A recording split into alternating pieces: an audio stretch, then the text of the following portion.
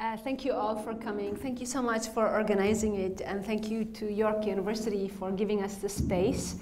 So I'm going to start by framing where our passion for free space of debates and our passion for ideas come from.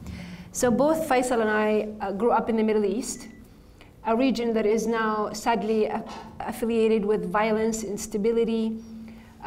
It's #1 in terms of refugees, but it wasn't always that way. Our region is also the cradle of civilization. You cannot dig and not find something from a civilization a few thousand years old.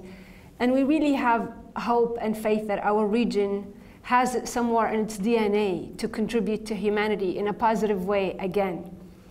And this is where our maybe optimism, Faisal and I, comes from, that we really have faith that our region can be different. Otherwise, we wouldn't work so hard to bring about this positive change. So I'm going to sort of moderate this and ask Faisal how he conceived ideas beyond borders and what ideas beyond borders is all about. Well, thank you, Nadia. Well, thank you all for being here. Is my voice, sounds weird, right? I think it works. Okay. So, by the way, I'm extremely honored. This is the first time me and Nadia actually do a talk together, and I'm more than honored to have her on my advisory board because I need some smart people around. I mean, I know I'm stupid, so I always keep smart people around.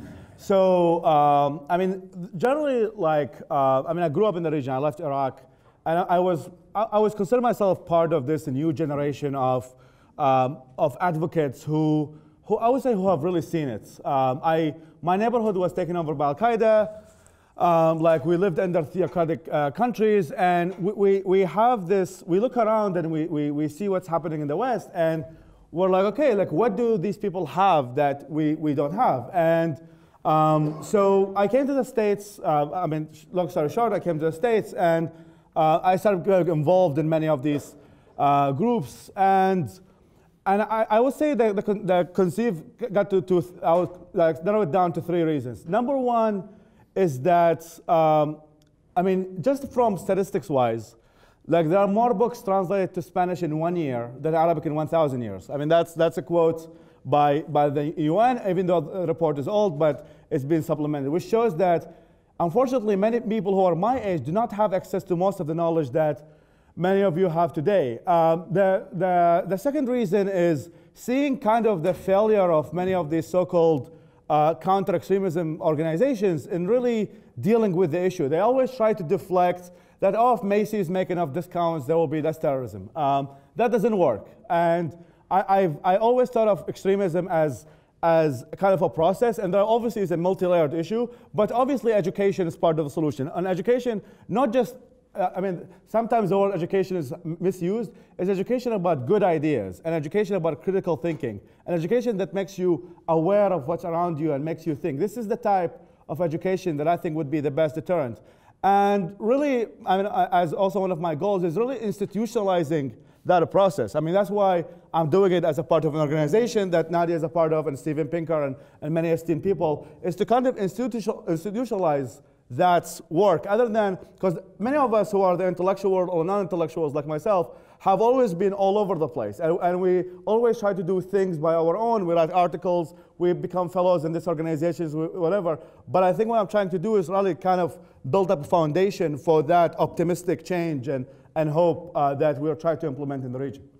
You know, it's very funny. Before I even knew Faisal existed, I was a PhD student doing my PhD at Oxford in Islamic thought. And at the beginning of my PhD, it was so hard and expensive for me to get access to liberal thought written in Arabic, because that was the topic of my PhD. And it cost me literally thousands every time I moved to move all my books, a lot of which, 99% of which, are actually banned literally from most of the Arab world. By the end, a lot of these books were available online, pirated. So I had this idea before I met Faisal that, what if I fundraise and buy the rights to these liberal ideas, liberal books, and put them online for free? Have a library of these, just not, again, education is not blank education. What kind of ideas are you disseminating, right? there is Wahhabism all over the world, and what kind of education is it producing? What kind of, you can just start a Wahhabi school somewhere and wait a few years and you are almost guaranteed to have terrorism coming or violence out of that place. So it's about the content of ideas. So then I literally borrowed some money, went to the Middle East and talked to publishers to see if they would actually, I believe they would give me those rights to put books for free. And so I went to publishers in Lebanon, Jordan, and Egypt, and sure enough, they were like, we can't sell these books. Please give us something just so that we can survive, and put them online for free. At the time, honestly, I didn't have Faisal's phenomenal management skills. I'm the academic, the thinker. Like, management skills, I was like way over my head. So, which is why when we met, I was like, okay, great. This is a fantastic complementary relationship, because he's phenomenal at running an organization, and what he has been able to do in 1 year is absolutely astounding. In just, actually, this is our 2nd year of signing on some of the most important intellectuals of our time, like Steven Pinker, Sam Harris, people who frame the debate. And again, we're just starting. And thanks to Faisal, we already really have phenomenal achievements. So I had to give up my project because I needed to finish my PhD. And so, but like Faisal, I recognized that what is needed is our region is, I don't know if you know this, 80% of our region is under 40 years old. 70% is between the ages of 25 and 15. Young, literate, have access to smartphones, and in very oppressive regimes, and mostly unemployed, so they have time. They have a lot of time. And they're all on Tinder. Yeah. This is Sajid, yeah. So I recognize, like he did independently, and a lot of us do too, is that these young people need access to the right competitive ideas, because mediocre ideas need violence to protect them, unlike good ideas. Good ideas are confident, competing in the marketplace of ideas. The kind of ideas that Faisal and I are passionate about putting in the public space are ideas that can stand on their own merits, versus a lot of other mediocre, violent ideas. They cannot withstand that scrutiny. They need violence to survive. Otherwise, they're too pathetic, they're too mediocre. That is the ideas that a lot of authoritarian regimes protect. So, Faisal, why don't you tell your audience about the content, how you pick the content for Ideas Beyond Borders? Well, so this is generally a very constant conversation, because for me, I always do market research, and just to share some statistics that I think is really important. What Nadia is talking about has been solidified by data that I have gathered over the past, 10 years since I started the global secular humanist movement, etc. So just to give you a point of reference, Richard Dawkins' book has the illegal translation. So just as a reference, we actually do our work legally. But generally in the Middle East, the concept of copyright is non-existent. But the Richard Dawkins books have been downloaded, according to multiple sources, up to 18 million times. And that is all across the Arab world, including 30% of these downloads are in Saudi Arabia.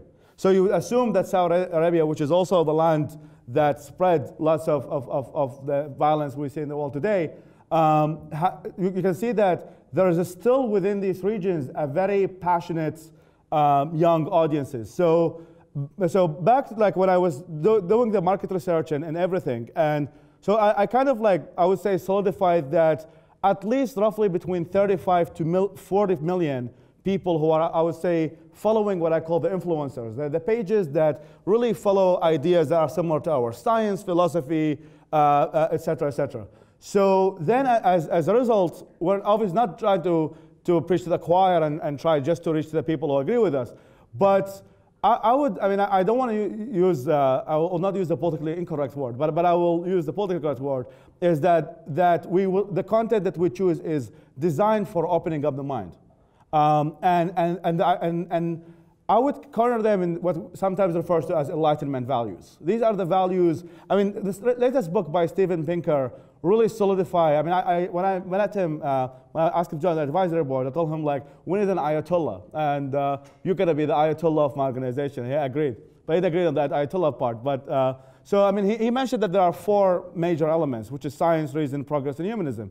And he solidified that by data, that this is actually the needed, how to say, the 4 hacks to build a civilization. And considering that we in the Middle East have some of these hacks that are available, so we're trying to really improve what is already there by translating many of that content. There are really 4 hacks that make civilization, or rebuild that civilization that already existed. So we translate content mostly related to enlightenment values, human rights, pluralism, secularism. We're also translating small articles within Wikipedia and also small websites. So try to tap in different contents, including equality between genders. Sometimes we go into controversial things like family planning and stuff like that, because I think, I mean, as I said, like, most of that information is not accessible. I mean, like, Mein Kampf is accessible in the Arab world. And so is the Protocols of the Elders of Zion. These bad ideas that have led to the destruction of most of the world ideas are already available. You can go to bookstores in Baghdad and you see that Mein Kampf is a front cover. And then people come back and forth and buy it, and it's open. But there is no enlightenment now. There is the counter to the books of Wahhabism. There is no counter to the books of bad ideas that are spreading everywhere. And so, just to give a point of reference, when I was at TED conference here in Canada in Vancouver, and I was meeting with many people at TED, and they said, oh, you look like you're doing what TED is doing. Then I said, TED, you guys' ideas worth spreading. IBB is good ideas worth spreading. So that, I think, what makes us distinct and position ourselves in really fighting that scourge of lack of education as well as violence. So you know what Faisal said about actually presenting a different perspective. So Islamists, and that's very smart of them, were the first to actually utilize that space of the internet. So as somebody who was doing research on Islamic thought, you can get any, especially very intolerant text, in the millions for free online. There is not legal, like what Faisal is doing with IBB, there's not legally sanctioned translations of the latest good ideas that humanity has come up with that we know of. So we're filling a really important gap at IBB because it's about, again, exposure. So I also interviewed a lot of former extremists from Egypt, Yemen, Jordan, and a lot of them tell me that they were a hair away from joining jihad and wanting to fight. And then somebody challenged them through, like, basically they got exposed to these ideas and they just were so challenged. Again, it's the meritocracy versus mediocrity, right? They simply, a lot of them were imams, a lot of them were preaching and recruiting people to go, and they just simply could not present a more compelling argument to these ideas that were exposed to. A lot of it was philosophy, like at least 2 people I can think of told me that they read Western philosophy because they wanted to ridicule it, to show its inferiority, to show how this is human versus, you know, divinely inspired. And they just thought, why is this so good? Why does this make sense? Why is this? And eventually, that led them to become major humanists that are now dedicated without sharing their identity because they live in fear. There is no space where there is a free debate in the Arab world, in a lot of Muslim communities. But we're hoping to create that through more and more of these ideas disseminated. So, but there's a lot of, in the background, humanists that also, like Faisal and I, invested in having a region be violent-free, where an idea can compete with an idea, like you are here in this space at York University, as I'm sure, as somebody who's in the academy myself, and this is why I love being an academic, is that free debate and scholarly, like imagine if humanity stopped at Newton and said, don't touch Uncle Newton. That's it. This man contributed to science. Don't you touch anything he did. Imagine how much humanity would lose if they just stopped there. And ideas beyond borders, aspires to translate the best and encourage more people to think critically and build, not just stop at a certain point in history, but continue to build and really develop that region, because we're focusing on Arabic speakers. So Faisal, you want to say something about that? I mean, just to add, I mean, when it comes to the discussion parts, I mean, many of that discussion, unfortunately, because of class societies, the discussion exists online. I mean, you can definitely see many social media pages, as well as, I mean, Reddit groups and others, who you see like most of that conversation is there. There has been some recent cases in Tunisia. They established, finally there was institutionalization of the issue. They built the Association of Free Thinkers as a really like established, registered group. Unfortunately, in many other countries, there are blasphemy laws. So you cannot establish some of these like free thought groups or discussion groups or humanist groups. Some of the organizations that we are partners in terms of distribution, many of them tend to be registered in Lebanon, because Lebanon, I mean, Lebanon is a shady country. I don't know how it functions, but somehow that shadiness allows free thought to exist. So just to give the credit for that. But so I would say that, I mean, the market is there. There is definitely, and just to add to what Nadia was saying, other than the former imams and stuff, I mean, you know the case of Ahmed Harqan, one of the kind of He's actually one of the former extremists I interviewed. Oh yeah, so I mean, correct me if I'm wrong. I might actually just butcher the whole story, but so he was a self-extremist, right? And then when he wanted to challenge these ideas, I think it was like one of these books by Dawkins or something of that sort, and he really bought these books really to like ridicule them. I'm thinking of Muhammad Ismail. I mean, they're all the same to me. Who started Al-Batt Al-Aswad. Yes, that's another character. Yes. So there's like, there's many now. There's so many, honestly, there are so many. Like, it's kind of really interesting that we are having our enlightenment revolution now. It's mostly happening on the internet, and you can see the accessibility has been a major issue, and we're trying to solve that. And we're hoping that if we solve some of that, these ideas that are going to turn eventually to institutionalization in terms of having civil society organizations and all of that, in which the ideas as in management situation, it's all the theory of change, is that you take these ideas and convert them to actual programs and practices. And we're hoping that the more people will be introduced to good ideas, these good ideas will be institutionalized and hopefully have an influence over society at large, and also in improving individual lives. I mean, both of us are from the region. I think I can speak for Nadia here, is that we actually love that part of the world. I mean, yes, I've been on death threats, and yes, I had to run away from some places. Yes, I've been betrayed by some people who thought they're going to protect me and not. But I'm not going to just single out some bad experiences here and there and generalize on a region that I think is extremely beautiful, a region with lots of history. And obviously, I'm not speaking as a nationalist here, so I'm not being Trumpian. But what I'm saying is that there is, like, it's too bad. I mean, it's really sad. I mean, look at it, other than just bringing the subjective experience that I'm from there, I was like, this is an area that used to be a cardinal of civilization, and now is the cardinal of destruction. And so Iraq, where I'm from, it became, I mean, ISIS, the I in ISIS is Iraq. I mean, it makes me really sad that 1/3 of my country became what used to be before a major exporter of science now became a major exporter of terrorism. So, I mean, I'm hoping, as they say, inshallah, to really that these ideas will prevent that, and actually restore that time in which what the civilization that it had really functions as it is in the current time. Faisal, what are some of the challenges that you face as running this organization and with this very ambitious agenda of basically educating the millions and millions that are forgotten by the world? Even people that focus on the problem, they usually think of weapons and exporting weapons. I mean, but the actual young people that have no valid educational system, no real job market, massive censorship, no freedoms. There are 4 at least Arab Human Development reports issued by the UN detailing all the ways in which the youth of the region are so disadvantaged. Yeah. So what are the challenges you're facing? Well, number one, cash. Well, that's taken for granted. But Actually, I mean, let's start with the West, which is the issue I think I won't say I'm facing in the West. I mean, I consider myself extremely lucky speaking in campuses like this, traveling on the world, meeting some of the most important people, and having dinner with Steven Pinker. I mean, I'm not in any way saying that I'm not a privileged person.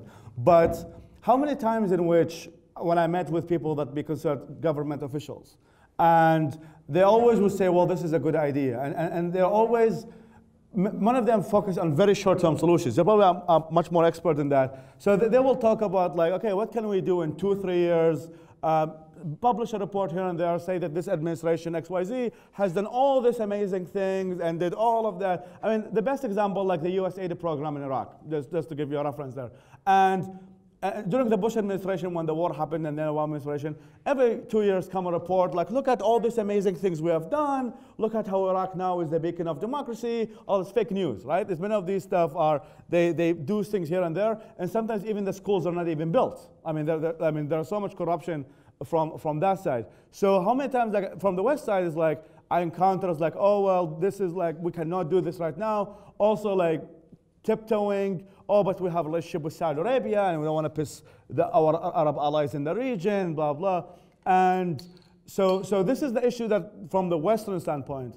From the Eastern standpoint. So lack of vision, really. Yeah, lack of vision. And even though they were like, oh, this is a cool idea, story, bro. But other than that, like, they just think about, okay, maybe we can bump even though there is a part of the West that actually recognizes the importance of ideas, because basically during the Cold War, the US was very active in actually, selling its values. Yeah. And it led, according to many, to the basically destruction of the Soviet Union. So, but when it comes to the Arab world, there's just a challenge in seeing how good ideas being disseminated and pressuring our ally to allow a little bit of free space for debate. Simply, there's not enough investment in seeing that.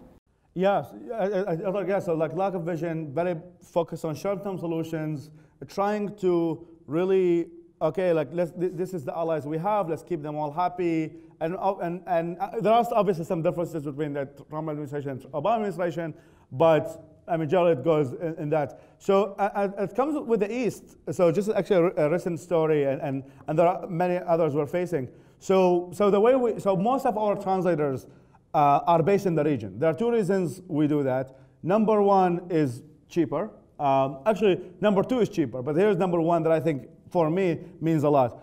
We're actually trying to start to make this a viable income for many people. We want people to actually there, other than gain $400 by wasting your time driving an Uber, why not spend $400 to actually translate a chapter of Enlightenment Now? Or maybe even spread this to your, so how many times like I get emails from many of our translators who work on translating Wikipedia and stuff, who would be like, I mean, in many of these countries like Egypt, for example, there's a high rate of inflation. So a $500 is actually a lot in Egypt by comparison to where I live in New York, in which you stay in a Brooklyn jail for $500. But so I would also like, I mean, obviously I'd like to add the economic empowerment part of it, is that these people who really believe in good ideas, the Ahmed Harqans, the translators and others, also need to be empowered that they might have also a project that they want to implement on the ground with people that they know. So one of the issues back to the issues that we're facing,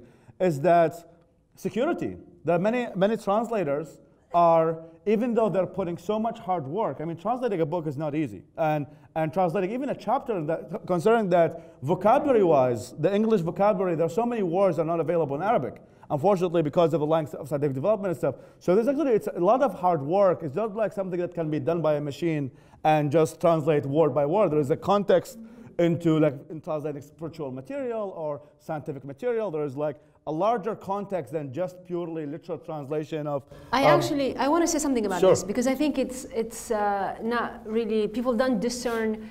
So in translating books like that, we are actually creating a new consciousness. We're giving Arabic speakers, young people, language in Arabic. We literally spend hours and hours, me and translators, thinking like, how do you translate even words like well-being? You know, we're translating The Moral Landscape by Sam Harris, for example. So it's about morality outside religion, right? because there's a lot of people who believe you're not religious, you're not moral, so it's okay to kill you because you're not moral. So people need to stretch that a little bit and imagine that there is a morality that can exist outside religion. So, and that humans, all humans' well-being that's a form of morality. So to translate a word like this, like well-being, or I mean, it is so hard. We spend hours and hours to create the right word, and a lot of times we know that we're actually creating a new consciousness. We're creating a new vocabulary for people to use in creating a culture that is not violent. That is because when you live under authoritarian regimes, which all the Arab world is except for Tunisia, usually coercion or the threat of violence, the threat of coercion is how things work. There's not a space for, again, the UN detailed, if you're interested in minute, details the lack of freedoms, deficiency also in empowering women. I mean, it's really, and it was written, the report was written by people in the region, so people who live it. So we're creating a new consciousness, we're creating a new culture that is unprecedented. And this is, again, part of, a lot of people say Arab Spring is dead. The Arab Spring is not dead.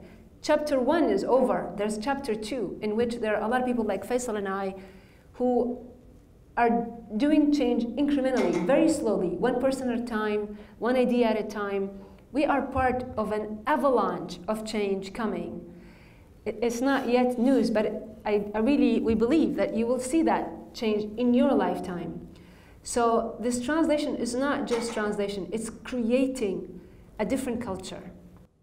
Yeah. So add to that is like, I mean, one of the issues when we're trying to translate like evolutionary psychology and evolutionary biology, many of the terminologies don't exist. So actually, sometimes people have to create, I mean, a word that do that. And also, I mean, we signed up with a translation house. You read. I'll give you an example. So in order for us to kind of also, because like Arab Standard Time is a thing, and you have to make sure that everything is managed well. So one of the companies we want to deal with is in Dubai, and we're like, okay, so you guys do the management of the translators and the editing and the proofreading, and we approve some of the stuff. And then when we looked at the contract, they said, well, according to the laws of Dubai, Arab Emirates, we're not allowed to translate what is considered blasphemous or controversial material. And the organization, which is IBB, has to pay for the fees if the translation house gets sued by the government or anyone else who might deem some of the content that they translate controversial or blasphemous. Let me give you an example of what could be controversial in the Arab world. Animal Farm was banned in Kuwait because there's a pig on the cover. I bet you the person who banned it didn't even read it. But a pig is, so it really, I'm all but certain that a lot of the books that are banned have never actually been read because, I am from tribal Jordan, so a lot of people get jobs to be part of this bureaucracy, and the ones who often decide for the brilliant ones that we have in the region what to do, what they can say, are not really the smartest. They're just the ones who happen to have this government job that decides. So it's quite limiting. Yes, yeah. So this is, so this is like kind of the constant issue we deal with, is security-wise. There are some cases in which, like, for example, as I said, we have distribution partners, and we're like, okay, can you send this and spread this to your followers, etc. And they're like, okay, I cannot do it this week because I get a death threat and I'm afraid this week. Can we like move it to next week? Or maybe, I'm going to ask another friend to share it because I might get killed. There's actually a physical violence, especially for those who put their names out there. I mean, there are obviously people who go with anonymous names, et cetera, and especially in other platforms like Reddit and others, you can sign up with an anonymous name or like a nickname. In Facebook, unfortunately, because of the recent developments, many people have to put their real names now, and sometimes they ask for a verification of ID, so you have to scan your passport, especially if you are an influencer. So if you are a page with, like, I think more than 100,000 followers, you have to prove that you are a real person. That's one of the ways of Facebook to dismantle fake news and stop the bots, Russian bots, etc. But as a side consequence, it's the people who are living in closed societies like Iraq and Syria and Jordan, etc., also now have to show their ID. So in one way or another, like you don't need to really get a smart hacker, but really just a basic one. They can know who the admins of the page. They can know their names. Figure out a way you can add this person as a friend and maybe track them when they post this picture or see where these people generally meet and then send them a death threat. I mean, just recently, one of the translators get a death threat, was like, oh, I saw you at this restaurant at 8 p.m. I told him, like, okay, were you actually there? He said, yes, I was actually there. And like, okay, I cannot do it anymore. So yeah, so this is like the physical violence threat, which I think is... The very thing we want to change. Yeah. So these are just like, how to say, a summary. But I think there are more as we grow, and we're always going to encounter. But when there is a will, there is a way, and I think we can do it. So everybody will be, a lot of people will ask you, so who funds you, right? Because there's all these conspiracy theories, and how did you even get this far, year 2? The Zionist. No. just kidding. Actually, so that's actually what... Please make sure you say that's not true. Yeah, this is not true, just for Not funny, Faisal. Because actually that's funny. You will be like, this is part of fake news in the making, like the Zionist. He said it himself.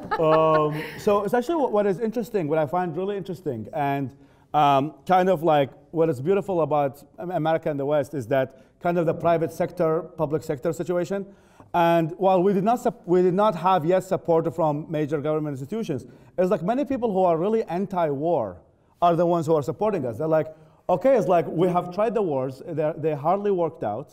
Actually never worked out. And we tried the violence part and like, oh, we killed Bin Laden, and then like a few years later, al-Bakr al-Baghdadi showed up and so many others.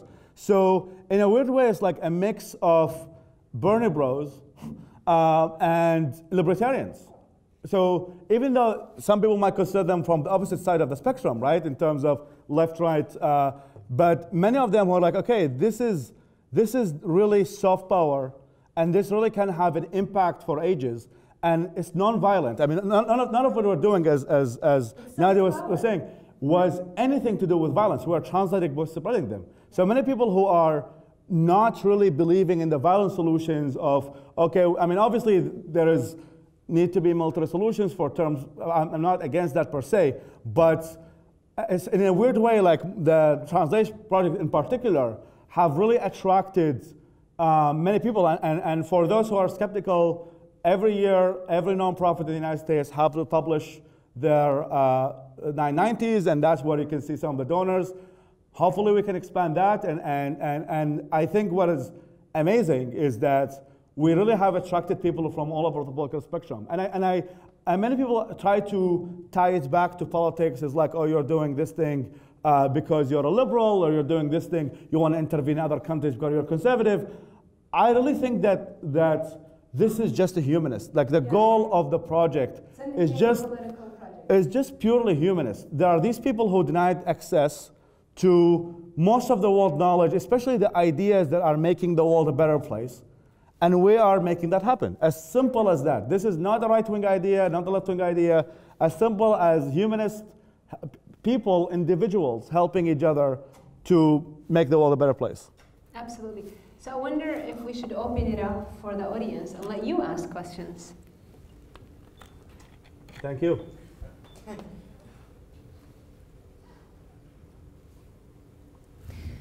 We can share a mic. Yeah. You can. All right.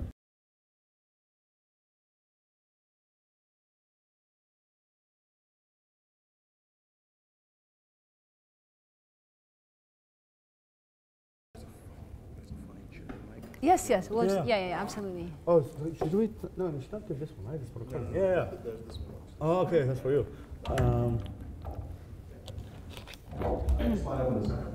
We're all about sharing.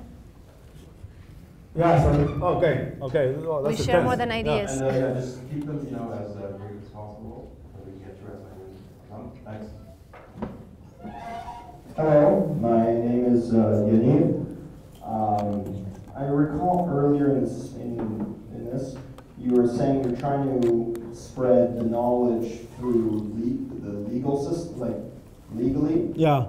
And I mean, I'm just thinking like, it's good to try that, but why not just try going both ways? Try going the legal way and just the illegal way with, pirating and so on. Gosh, I have to run now. Oh, fuck, the police is coming. Well, I mean, number one, I mean, I mentioned the unemployment rate. Well, no, I think probably that's a question for an American. So we are an established American organization. We cannot engage in any illegal activity at all.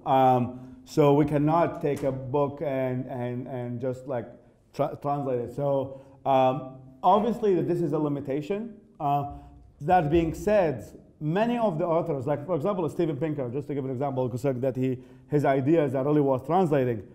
He was like, not just my books are free for you. Anything I'm going to do in the future, you can just email the agent. He will. So in terms of authors-wise, I mean, once in a while you get an asshole author who will be like, oh, it's like for example, I really get author who are like nobody has asked you to translate the book, so why don't you give it the right? He's like, I just don't feel like it. It's not something I'm interested in. And so, but overall, like even though we do it legally, I mean, I would say, and it's also part of our engagement with the West. It's like many of these authors also are more than happily donating their time, donating their work. As for the illegal work is already being done. I mean, as I said, the 14 million downloads that Richard Dawkins got is done by illegally, but the legal way you can make sure that the translation is high quality, you can make sure that it goes through steps, that it's been verified, so there is a benefit, I would say, other than just a pure legal dynamics, to actually do it in a more institutionalized manner than just the open source situation. But also our target audience, is this working? Yeah. So our target audience, okay, so the Middle East is one of the richest areas on earth. There's research on this by an Oxford professor, actually. It's called The Economics of the Arab Spring. So the region is rich in resources, in history, location, no question about it. However, its people are very poor, except for those who monopolize power and monopolize wealth. So our young people that are our target audience for engaging with these ideas, they are mostly unemployed. They are impoverished. So they don't have the money to actually buy. There's no infrastructure for them to buy books like the way Stephen Jobs made it easy for you to buy a song for 99 cents. There's not that infrastructure technically, but also there's not yet wealth. But if you disseminate these ideas that empower people to make change peacefully, incrementally, in the future, this could happen. But for right now, our target audience cannot afford to engage with these ideas except for free.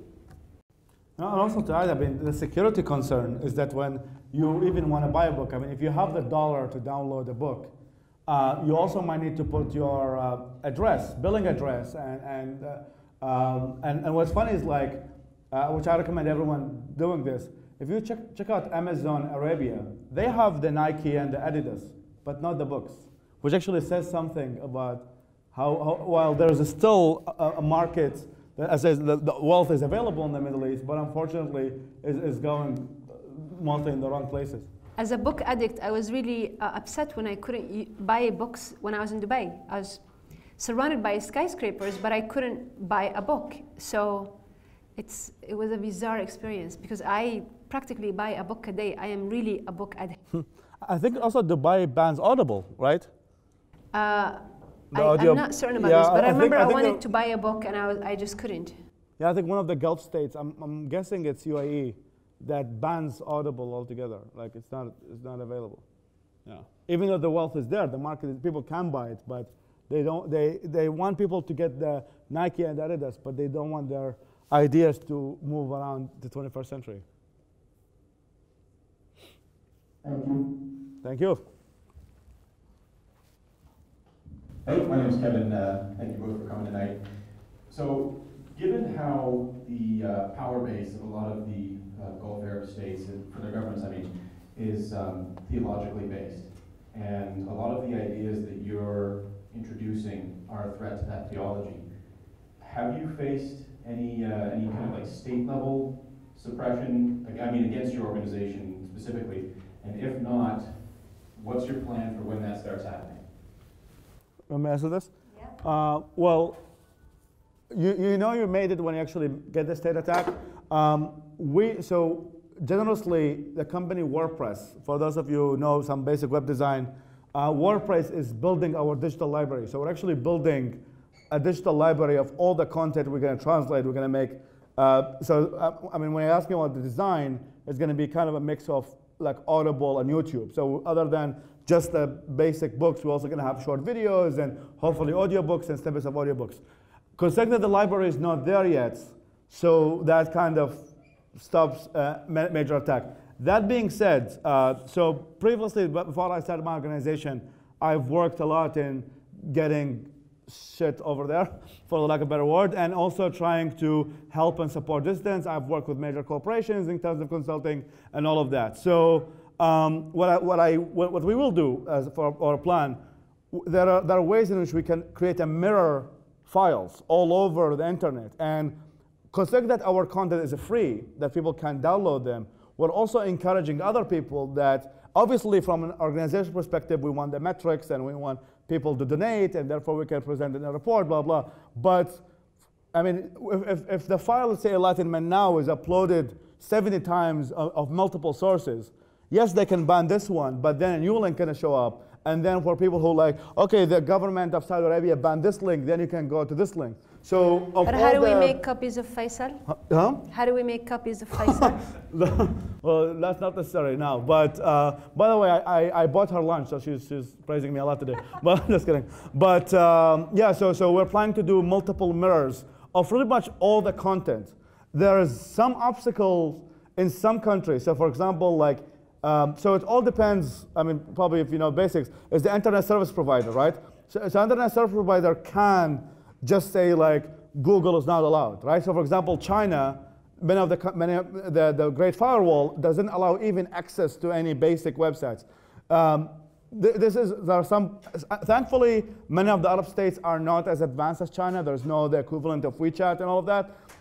There are some countries like Yemen and Syria, there is more surveillance on information. But that being said, the Arab world has not yet, I think having a personal technology background as well as surrounded by many technologists, the technology as of now is not, can be matched in the Arab world. I think we're still very much advanced in that regard. Sorry, the Arab states, the Gulf states are not as advanced. Obviously, they can hire the McKinseys of the world and others who can develop them better apps. But I think they're still very dependent. And can tell them which intellectuals to kill. Sorry? And the Mackenzies who will tell them which intellectuals to kill, who further freedom, who want a further freedom of expression, for example. Yeah, just a reference recently. Yeah. So I think that there's still a dependency on some of these companies like Google Drive and stuff. So yeah, we will always create mirrors and everything. So like technically, I mean, my goal is to get the content viral, and hopefully people will start reporting on us if they download. So in that way we can actually have a measurement that we actually have got something done. Thank you. Thank you. Yes, sorry about that. I'm not civilized.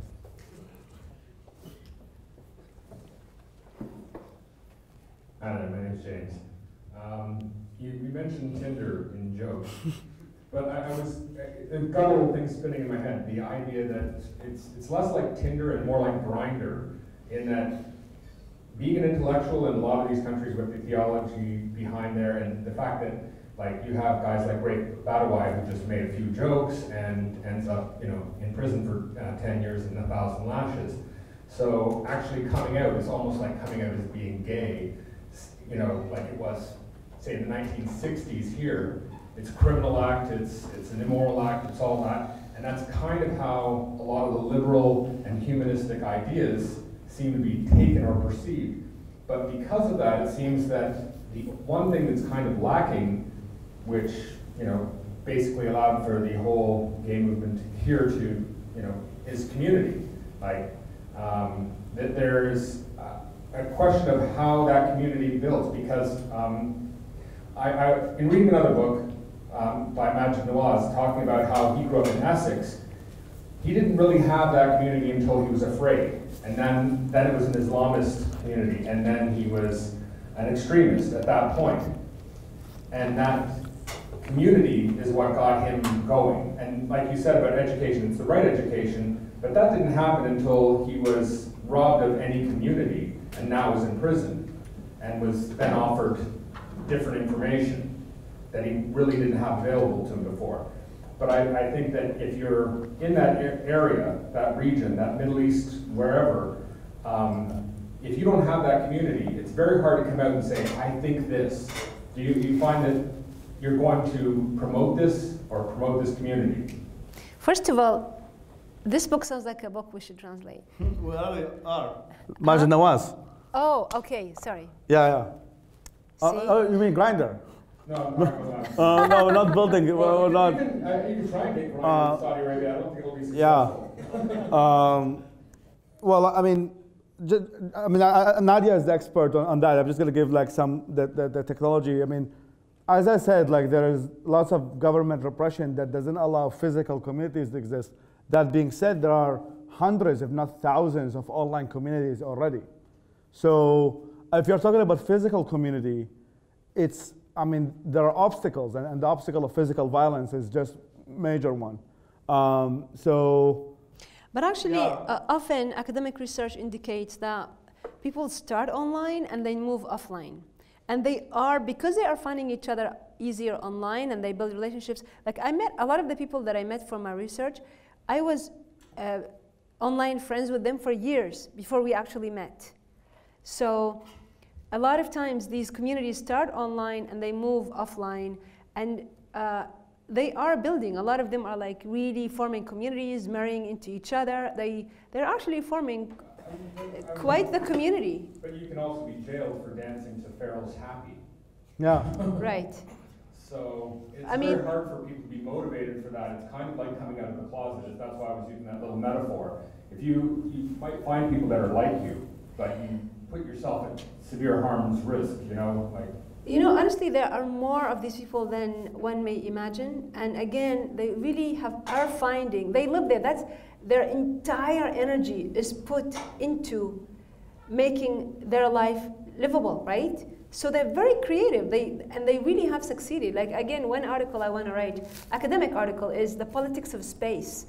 About how these people, because I was finding this when I was traveling all over the region, whether it's Tunisia, Jordan, Egypt, these people have really carved a physical space for themselves, but under the radar, right? But these spaces are worthy of even academic research. But because, again, it's not very visible, it's not on your face, a lot of academics are not aware of it. But it definitely exists. Just to give a point of reference, even though it's not in any way related to atheism or humanism or all of that, in Iraq, what most people don't know, we actually have a heavy metal scene. And I attended some of the heavy metal. I love metal, just a reference. And I think it existed for years until I think National Geographic figured it out, and then they give it coverage. So just to add to what Nadia was saying, these communities exist, but they may not be visible enough. I mean, sometimes to go to the metal concert or whatever, you have to get some codes and then you have to be passing multiple layers of security that are obviously not the greatest, but because I think it's easier to infiltrate once in a while. But just because there is no reporting on it doesn't mean this necessarily exists. And I think that we are dealing with a society that is, afraid of itself. In Saddam's Iraq, the belief was out of every 4 adults, one in the intelligence, right? So when I was growing up, and I grew up in the Saddam Hussein, is that like when the cab driver is telling you, oh, like why is Saddam building all these palaces, and I'm so poor, and I went to engineering school. This guy's in the intelligence, and he's looking forward for you to say yes, so then he can get you and get your family killed, etc. The same in Syria. Like when I lived in Damascus, I keep hearing these like, oh, like Assad, we hate Assad, blah blah. Many of these people are on the intelligence. So as a result, it creates. Obviously some Arab societies are better than others. But it creates a culture of fear that you are even afraid of, like, I mean, my dad, who's a medical doctor, and he has lots of circles, and we used to make house parties and invite his friends. He's sometimes, actually, most of the time, he's afraid of talking about Saddam Hussein in front of his close friends. Like, they will talk about the medicine, they will talk about this other guy gets married, all of these other stuff that are not anyway political, because even though they work at the same place, they are close friends, they are afraid of telling each other that they probably share the same political view. That is, I think, a bit changing now in the regions, that many people are like just sick and tired, and they're now like going full for it. So I think there is better, now I think the internet has given kind of people the move. In Saddam's age, that was all prohibitable. So I think that give us a few years, I think you will see more of these communities actually visible and available for people to like contact and be part of, etc. Yes, hello, my name is Jonah, and I've got this question's a little bit complicated, and it has to do with how your work's untranslated appeal to communities and young people in Middle Eastern countries. Now, since it's a bit complicated, I might have to lay out the context first. Are you familiar with the World Values Survey? No. Okay. Are you? It's a survey conducted by a bunch of experts that basically analyzes the values and norms of cultures and societies around the world, and it basically ranks all societies on two axes. One is the survival as opposed to self-expressive axis, which basically accounts for how concerned is the society with existential survival and just getting their needs met, and how concerned are they with freedom and individual liberty. And the other scale is traditionalism as opposed to secular rationalism, and those are pretty self-explanatory from their names alone. Now, the way the scale works is that as societies adopt free market capitalism, they generate wealth, and people start to lead healthier, better lives, their needs start to get met. So they shift away from traditionalism and towards secular rationalism, and then they shift away from survival over to self-expressive, basically, and they become more emancipative, basically. Now, so that brings me back to my question. A lot of the Middle Eastern countries, according to the scale, are very much on the traditional survival end of the scale, so they're more concerned about just getting their basic needs for survival fulfilled, especially the young men who are unemployed that you mentioned. And a lot of Enlightenment literature, by contrast, is very emancipative, very self-expressive, very secular rational. So that seems like a bit of a huge jump. So that just made me curious. What exactly is it about translating this Enlightenment literature that's very self-expressive and very secular rational, and then handing them over to Middle Eastern audiences? What do you think it is about that that appeals to them when so many of them are just concerned about getting their most basic needs for survival fulfilled? You know, if I may share my story, because, so I grew up in very conservative culture, my father didn't believe in women's education. He built a mosque for charity, very pious man, and I felt oppressed. I felt that I wanted to self-actualize. I think I was born with a gene one day that will be identified for being a book addict, because I really loved ideas and loved to read. And luckily, there was a public library in my town, which I was always the only one in the library, so much so that people asked my mom if she gave birth to me in a library, because it was so strange. And because I felt very oppressed and felt that it was not fair how I was treated because I happened to be born a woman or a girl, I longed for freedom. I longed to self-actualize. And if you're young, you just, why can't I do this? Because it's our culture. Why can't I do this? Because it's our culture. And that drove me, like, as maybe part of the rebellion. I started to read only, when I was in Jordan, 99% of what I read was only literature translated into Arabic, older literature, like the classics, Les Miserables, Around the World in 80 Days, Gone with the Wind. These were my Bibles, honestly. So I gravitated toward what was vilified in my culture, you know, these infidels. So I really wanted like as a rebellion to learn what these, so, you know, less moral people, etc., what their ideas are as a form of rebellion, because nobody cared so much about books. I don't think they paid enough attention to the ideas that I thought. But these humanist ideas, the reason why they appeal to me, even in tribal Jordan, my parents only have primary education. They don't even have middle school education. They're very, my culture, my environment was not very educated. But the power of the humanist ideas is that they appeal to our basic humanity. It's a lot easier to convince somebody, you should have the right to express what you should have the right to choose what you think. You should have the right to decide what you want to do with your life. Because if your life is really meant to be somebody else's, your guardians, why didn't Allah give the remote control to your guardian? Like, what's the point of you having an independent brain? And I remember I eventually managed to go to the University of Jordan, and I remember at 19, I read Thomas Jefferson's Declaration of Independence. I didn't know much about America, to be honest, like in terms of politics or founding fathers. But I remember the sentence about the right to pursue happiness. And that was like a light bulb. And I memorized the whole speech. And I thought, yes, I want the right to pursue happiness. So if you're oppressed, you think of what you're missing. You know, it's not just about eating 3 meals. And if you are, honestly, if you're smart and you want to self-actualize, I don't want to just cook and clean. I feel I have it in me to contribute thought, to contribute to I have ideas, I want to try, I want to, you know, make mistakes and learn from them. And being young is almost like part of the, you know, deal. It's a lot harder to be a slave. It's a lot harder, actually. This is why slavery didn't continue. Like, people resist. And humanist ideas are powerful because they empower people in their basic human integrity. So that's what I think. I think she answered everything. It's actually really interesting. Me and Nadia grew up in a very different environment. I actually grew up... My brothers and I grew in a different environment. Yeah. Yeah, they went to a private school, I didn't. Yeah.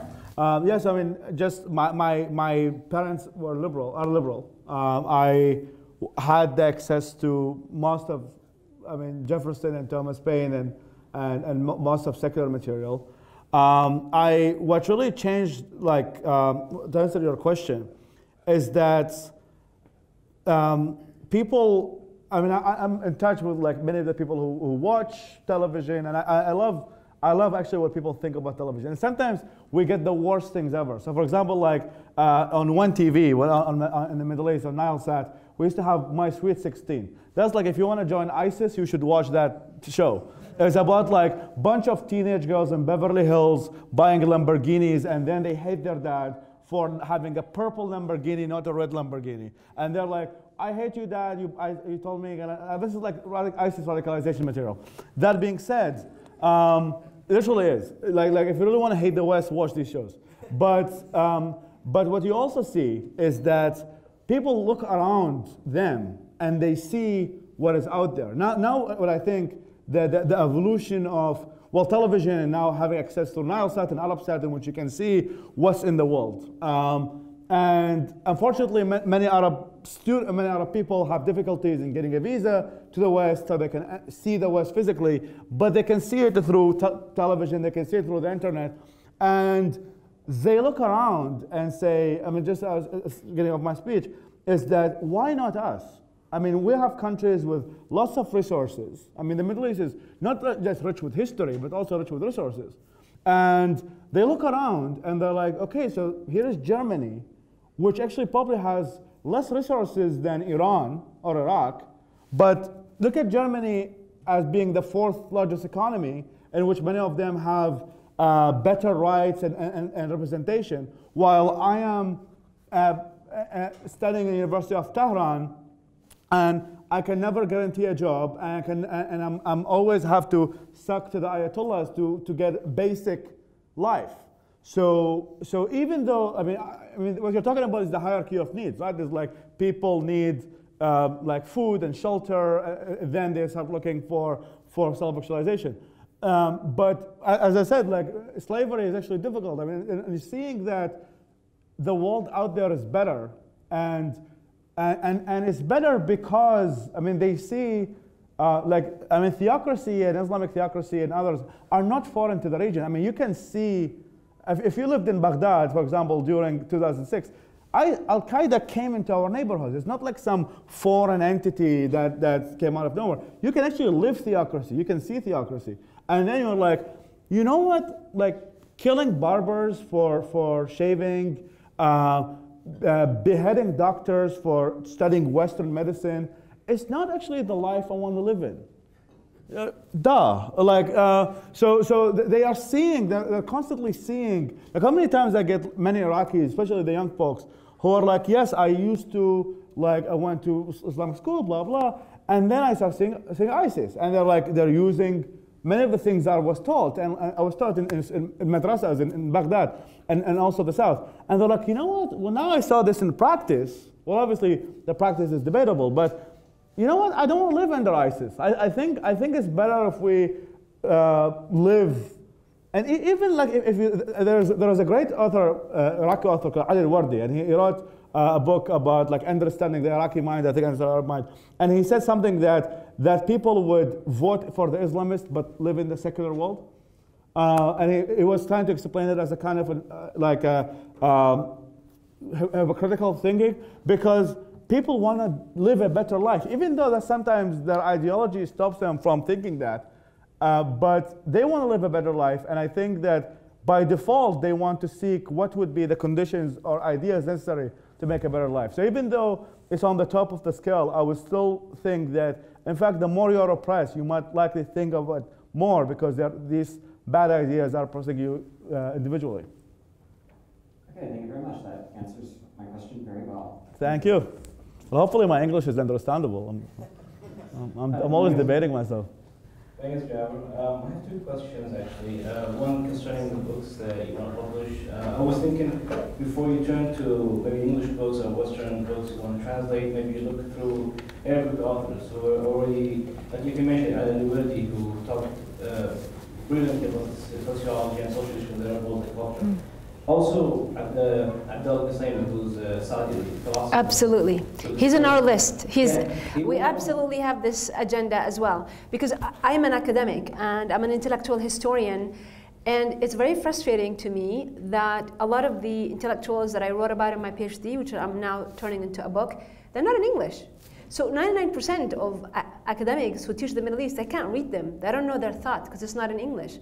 So we're absolutely dedicated also, because honestly, the internal debate in Arabic is a lot more audacious and nuanced, because people live this than what's available in English.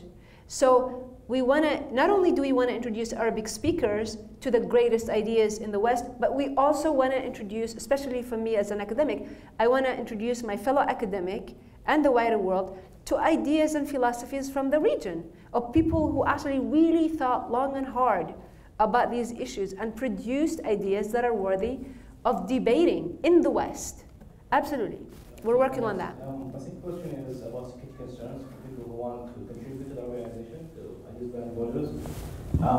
How do you handle security concerns and people who want to actually contribute? Like you said, it's easy to hack anyone who would contribute, right? For a person who, I don't mind contributing and risking my safety, but I have found in the Middle East who, people might trace it back to them, right? And I don't want to be a weight on them. So how do you address that? There is a will, there is a way. That is my motto. But technically in terms of maybe hiring programmers, people who are versed in like hacking, they could maybe offer some, Yeah, so to answer that question, so we have on our website, even though it's 1.0, Web 1.0, which actually it needs a reformation, just like what Majid Nawaz was talking about. But we have a Get Involved page in which people not can contribute money, but contribute skills. And we definitely need in many of these skills as possible. I mean, one of the things that we are mostly need is really someone in touch with the constant repression online of the Arab world. I mean, I know the basics. I'm always reading the news about where is the internet censored and which website is being banned and all of that. I mean, I have like a bunch of people I follow on Facebook. I always message them every month.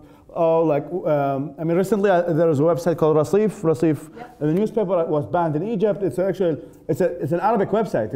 It's mostly made of, mostly I think Egyptian authors who write about liberalism and stuff, which but banned in Egypt. So I'm constantly in touch. I would say not actually constantly, but I try my best. I mean, I have other stuff to do, managing people. But so we definitely need people who are actually from the region who constantly report to us that, okay, your link is being banned. So this is a skill we constantly need. And we also need, speaking of what we need technology literacy. Is that, I mean, when I was in Iraq, I learned it the hard way, right? And just like knowing what a VPN is actually helps. And we need people who really spend time really communicating with many of these, you study computer science?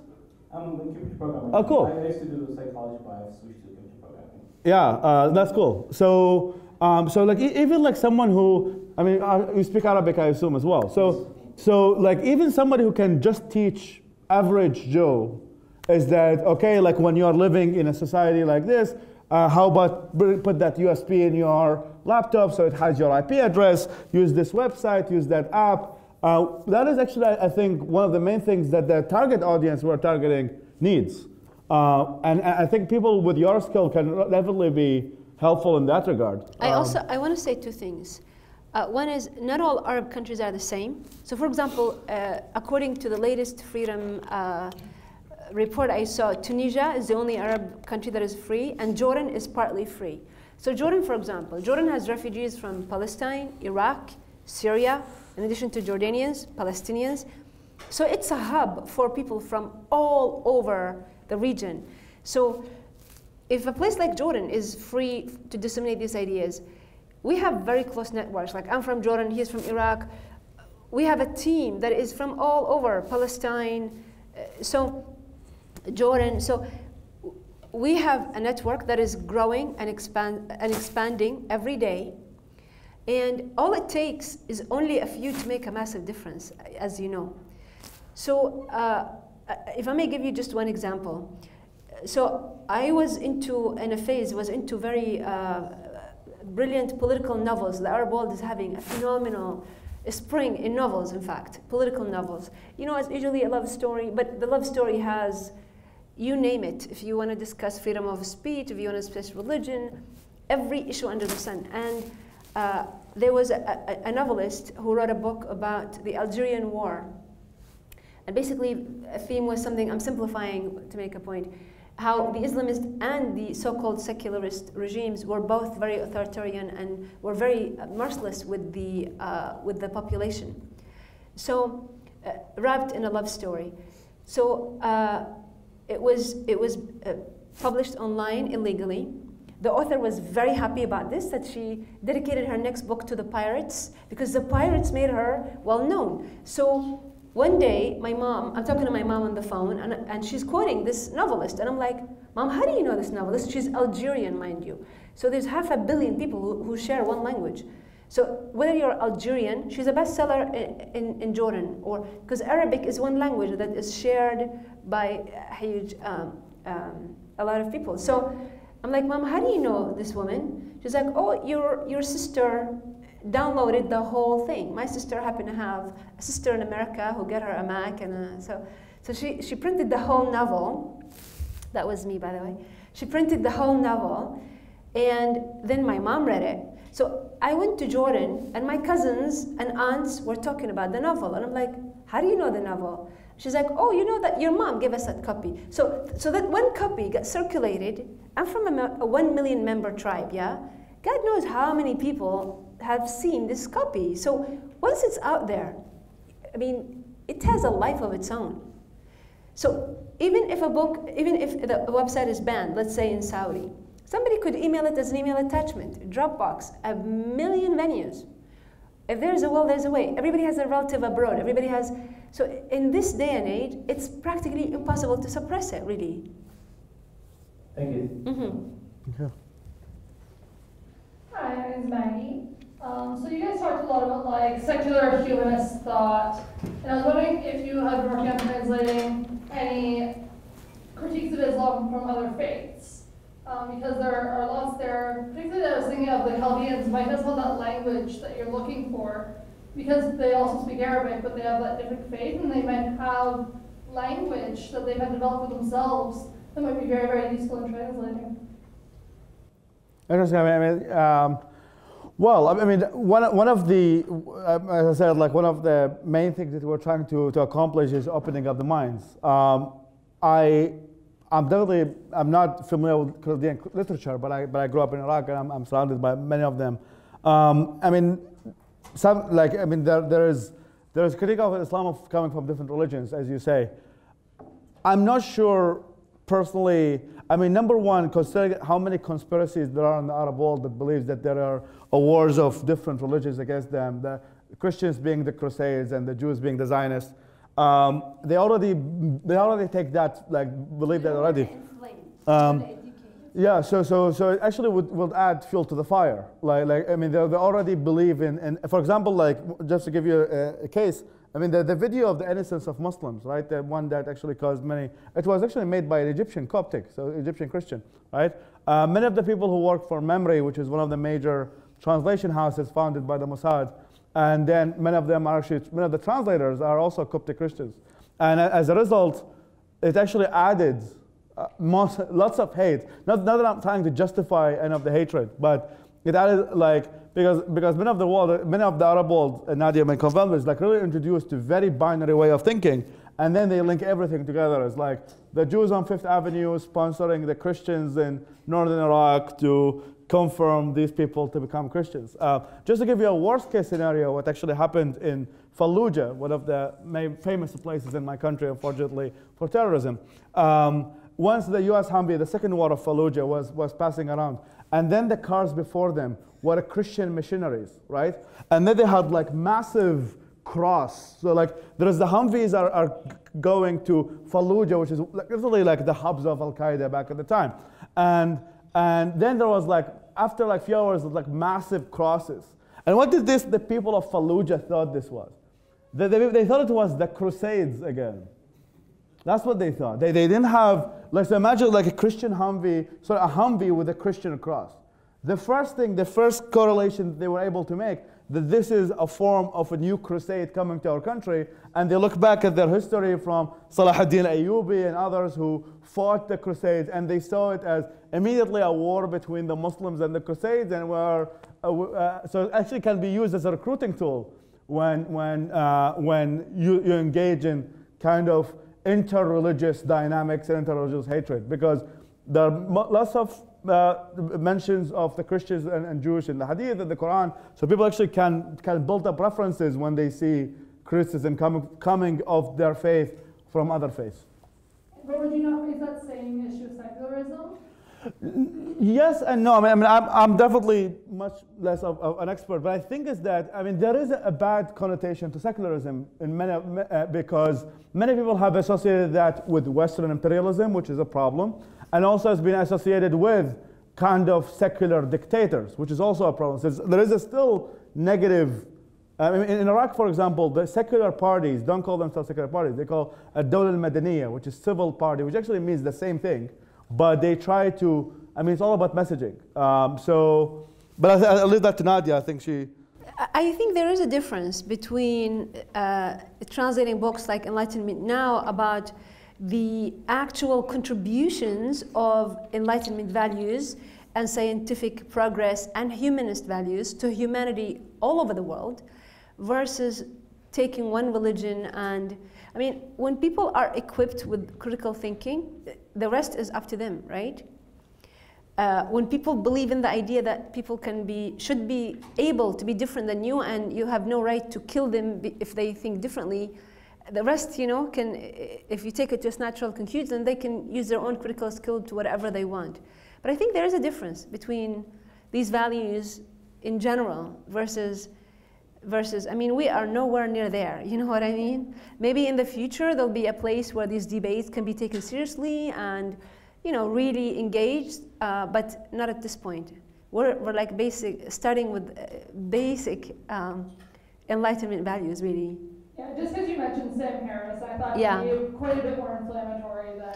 I mean, this is as much as we're willing to stretch at this point, right? Yeah. Things like spirituality, waking up. I mean, spirituality outside religion. I mean, we want to introduce this idea that there can be spirituality outside what we're used to, because we really know what people are used to, because we're from there. We went through the educational system, and we want to stretch a little bit that muscle. But I think it has to be gradual. But yeah, I don't think we're quite ready yet, you know? Thank you. I just wondering how much time do Yes. About 15. Perhaps take all 3 questions and address them Yeah, all at once. Because we have like some plans. Yes, we have another commitment. Hi, my name is Rachel. I'm just curious, as you guys keep going on with your project here, do you want to focus more on specifically the Islamic world and working on liberalizing there and democratizing there, and I guess westernizing, so to speak, these enlightenment values out there? Or are you more interested in generally getting these sort of heterodox and maybe controversial ideas out to all over the world in places where it's a liberal and where those sorts of unpopular opinions might be banned, like China or North Korea or UC Berkeley? Well, great example there. Well, let me address that. I mean, I'm the founder, the CEO of the organization. So, yes, I mean, the reason why we started with the Arab world in particular, because it's our safe space, right? Like, I know who the influencers are. We know what types of books that need to be translated. We know, I mean, we're actually getting requests right now to expanding outside of Arabia, including Iran, Turkey, all of that. What it means is that we need a clone of Nadia who knows that region as well and knows, yeah, so I mean, I know basics about China, right? I lived and studied in South Asia, and I was surrounded by many people who are Chinese, coming from mainland China or Hong Kong. And, but I'm not, in any sort of imagination, expert of that region, nor the type of content they need to receive and how to get the information there. I mean, my mom thinks I'm smart, but that's fake news. Like, I cannot, I mean, even like if you go outside the Arab world, right? If you go just to, let's say, Indonesia and Malaysia and Turkey or Afghanistan, these are regions that are also very complicated of how to get the information out there. And really what type and how much is accessibility of information. There's I mean, a partner, I would say a partner organization, but they're very big allies of ours called Human Rights Foundation. And their focus is North Korea. One of the biggest focus is North Korea. And what they do is that they put movies like Titanic and others, they put them in a USB drive and spread them to North Korea. And they put them in like trash cans and all of that, and they try to get information that is really from the outside. I mean, North Korea is probably the closest society after Turkmenistan, and it's where like most of the world knowledge really not in any way available, and they have a dear leader and all of that. And so they have hardest specialists focused on the region, so we start with the Arab world and see what we take it from there, because these other regions need a lot of expertise. And you know what? It's a big enough job, honestly. Yeah. Nobody can do everything. We're doing a little bit, and somebody else is doing something else. But the little bit we know we can do is what we're doing. Thank you. Marhaba, I'm Khaled from Surrey.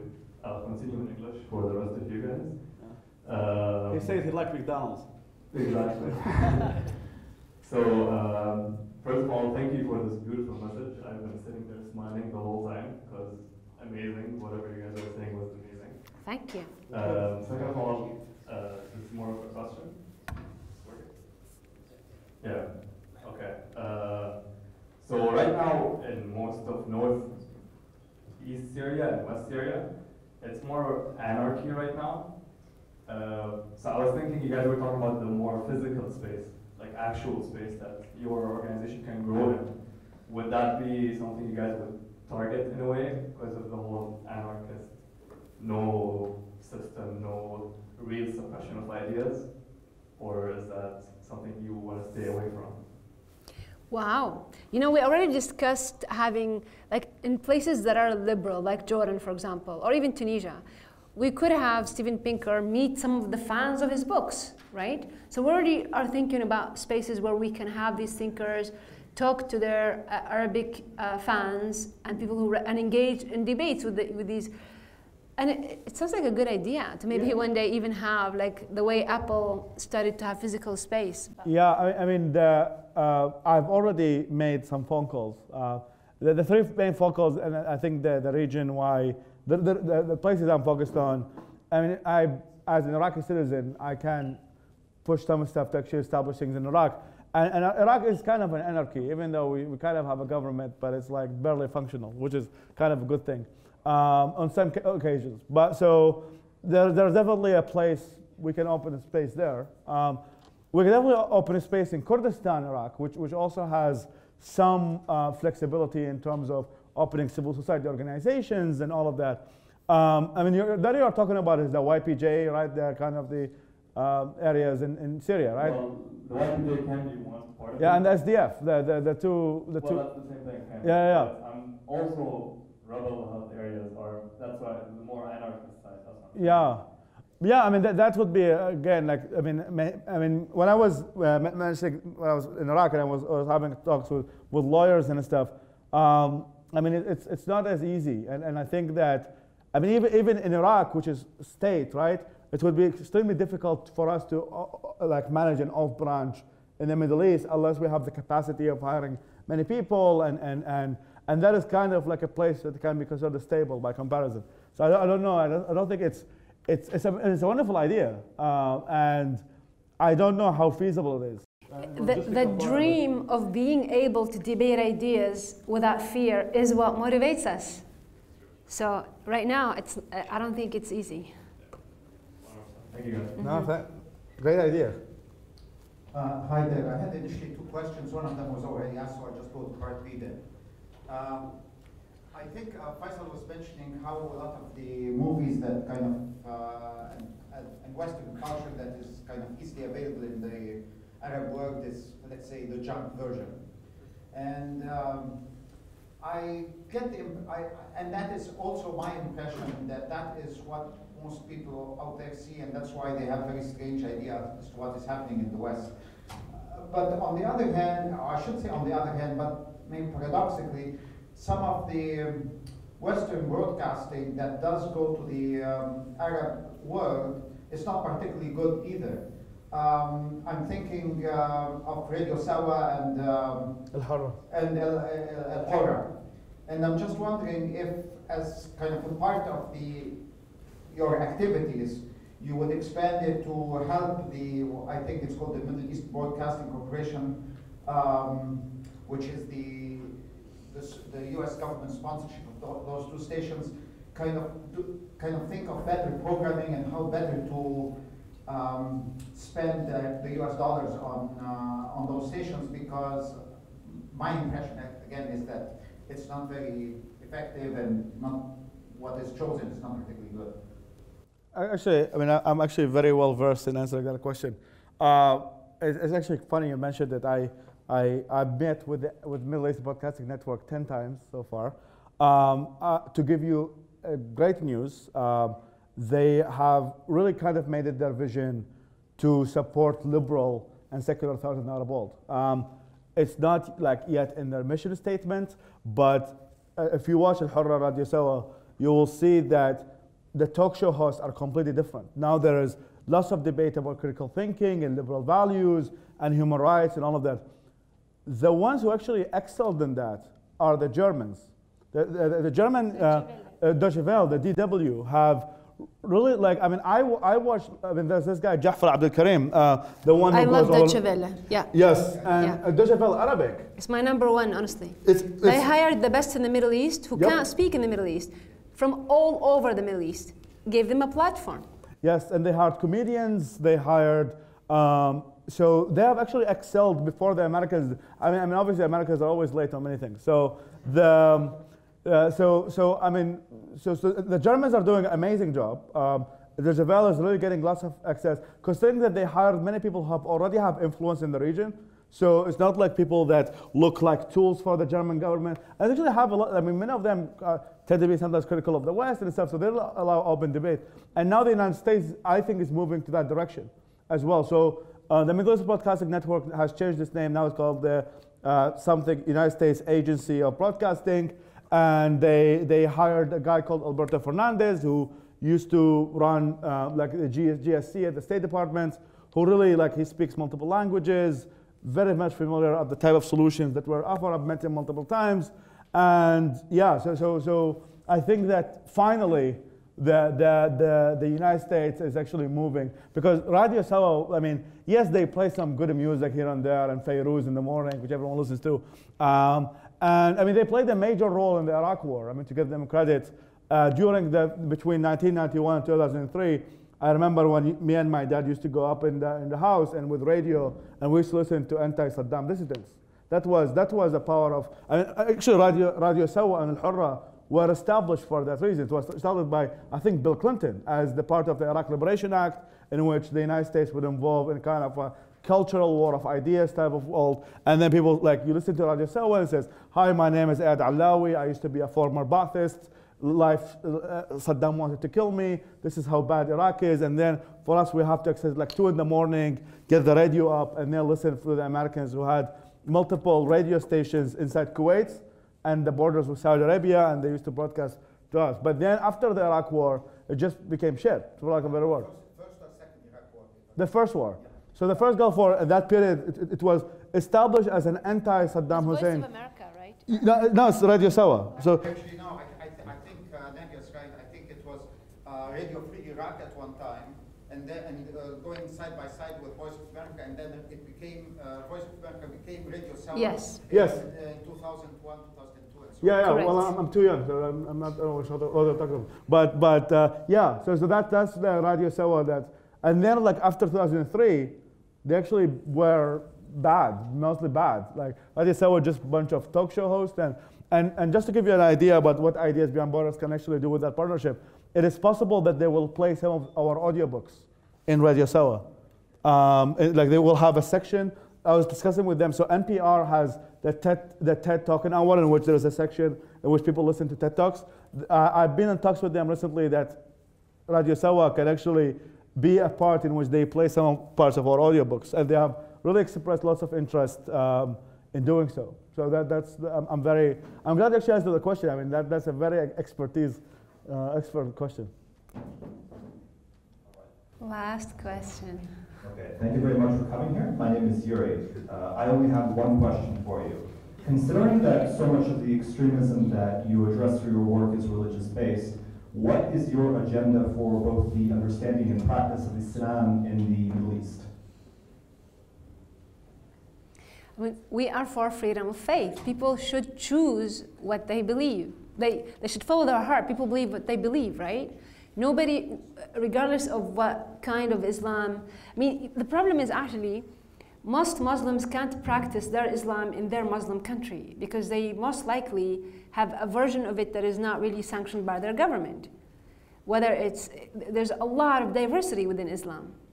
So in a perfect world, if Ideas Beyond Borders succeeds beyond our wildest imaginations, faith is a personal thing, and people can believe whatever they want without fearing that their government will persecute them because they don't quite fit. If they're in Iran, they can be Sunni, they can be Baha'i, they can be Shia, they can be...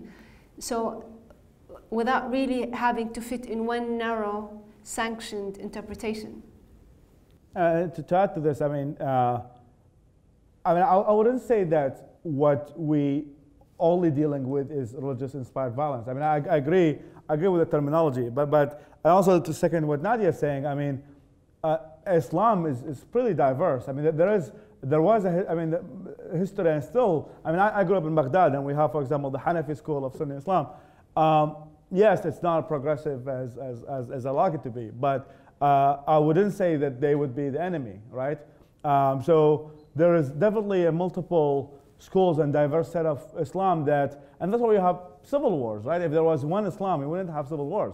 So that by default, it shows that there's actually and dictatorships are not helping because they're really polarizing the societies. So as for like what is the type of Islam, I mean there is a history of Islam that is acceptance of science, and there is a history of it that is not. So for me, some interpretations are better than others, and the goal is not to antagonize people and try to create an us versus them mentality, but rather get them to critically think and work the solution from the inside.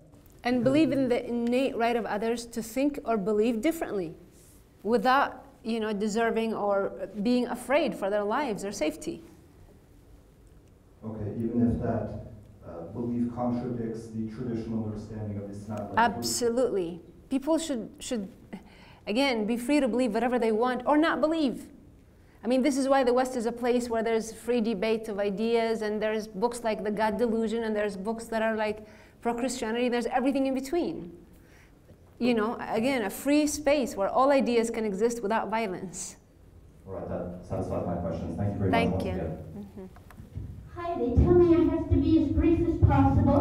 I just want to say I think you're both very wise, and I think you're an evolved humanity. You're going to do very well in my alternate world economy.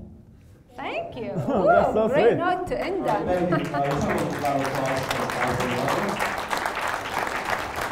Amazing. So, thank you. Once again, thank you everyone for